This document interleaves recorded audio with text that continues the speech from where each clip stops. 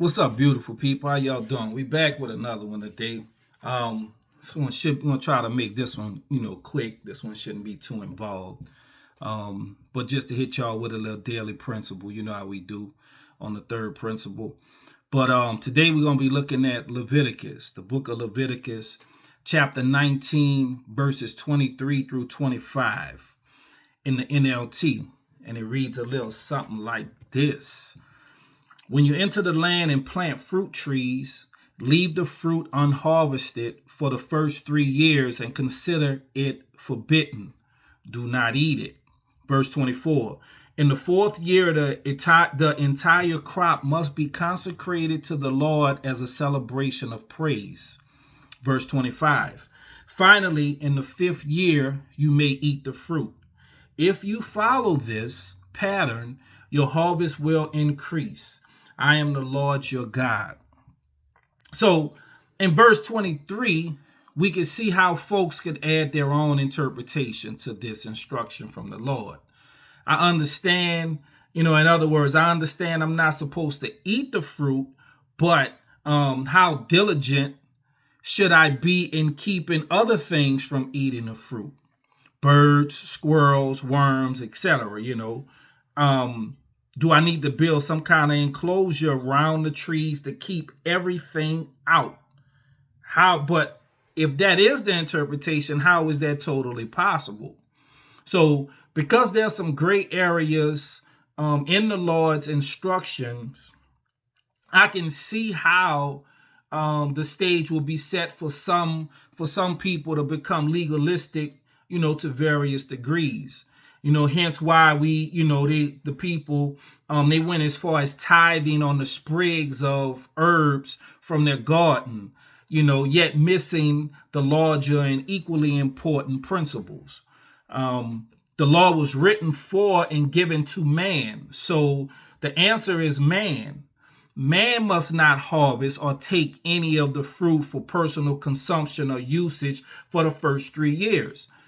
See, the word was given to man. The word wasn't given to animals. So we are responsible. Man is responsible for being obedient to the word of God.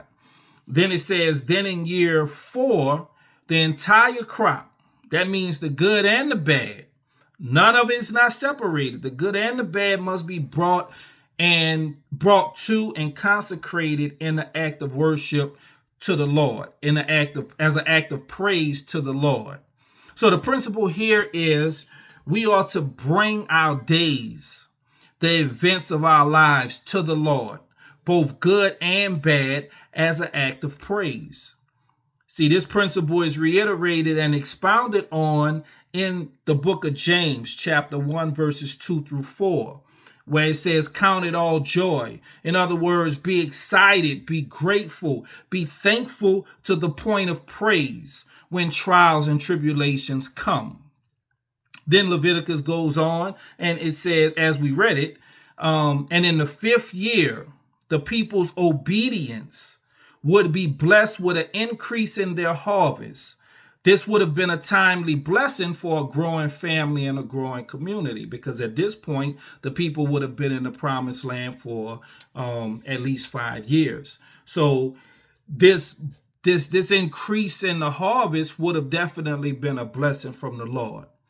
So what we see and what we can understand here is principle is abstract, right?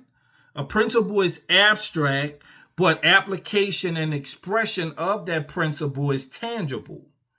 See, this is why the law preceded the message of grace, or preceded the message of Christ.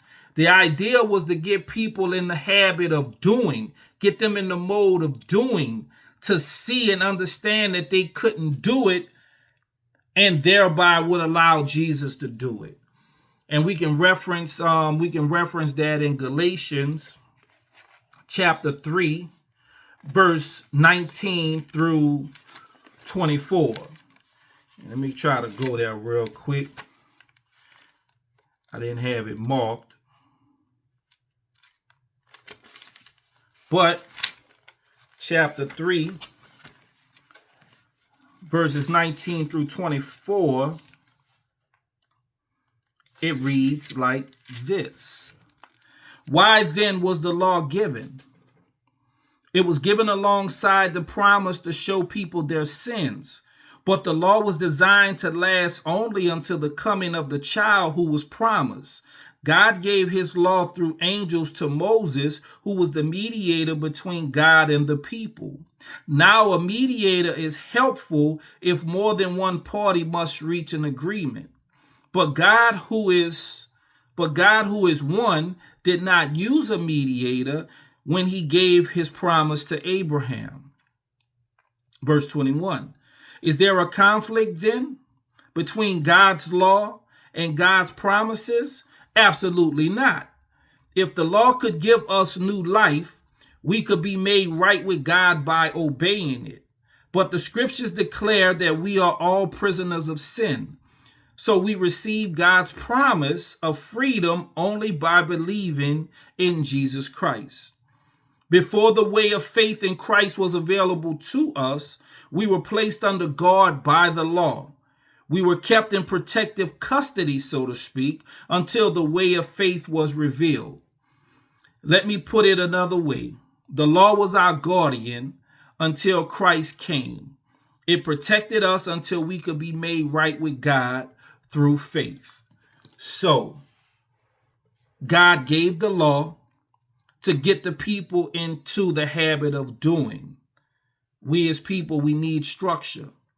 We need structure. So he gave man the law to obey it. Like I said, to get people in the idea, to get people in the mode of doing it, to see and understand that we couldn't do it on our own. And thereby we would be able to allow Jesus to do it. Simply by receiving and believing that everything he came, did, and died for, and rose for, was for us. Cool? I hope that blesses someone. I hope that gives y'all a perspective on that. Y'all just keep walking with me, y'all. We gonna get there. Peace.